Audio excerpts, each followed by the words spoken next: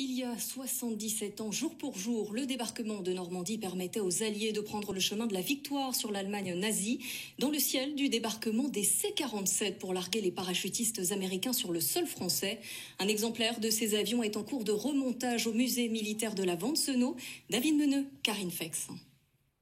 C'est une des armes de la victoire, un héros du débarquement. Plus de 800 exemplaires dans le ciel normand le 6 juin 1944. Un C-47 qui fait bien ses 79 ans. Importé d'Italie en pièces détachées ces derniers mois, il reprend forme en attendant de faire peau neuve. Il est en assez bon état. Disons surtout ce qui est intéressant pour nous, c'est qu'il est quasiment complet, parce que refaire des pièces, c'est toujours très compliqué. Il faut l'original, faire une copie. Et là, on fait que du remontage. C'est quand même assez long. Ça fait déjà 3 mois qu'on est dessus. On estime qu'il y a encore 3, 4, 5 mois pour avoir une présentation pour le public, c'est-à-dire repeint, complet, mais l'intérieur pas encore fait, qui sera fait dans un deuxième temps. Le C-47 pouvait larguer une trentaine de parachutistes ou ravitailler les combattants.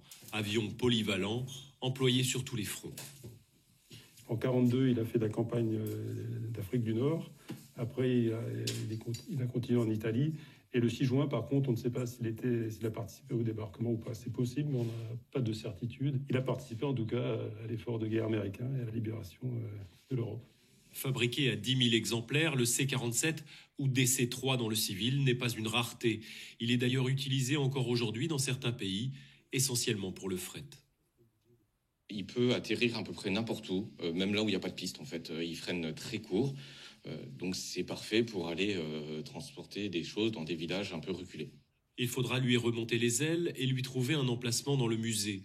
Un agrandissement est prévu avec une tour de saut à 15 mètres de haut. Le C-47 devrait trôner juste au-dessus, mais pas avant fin 2022.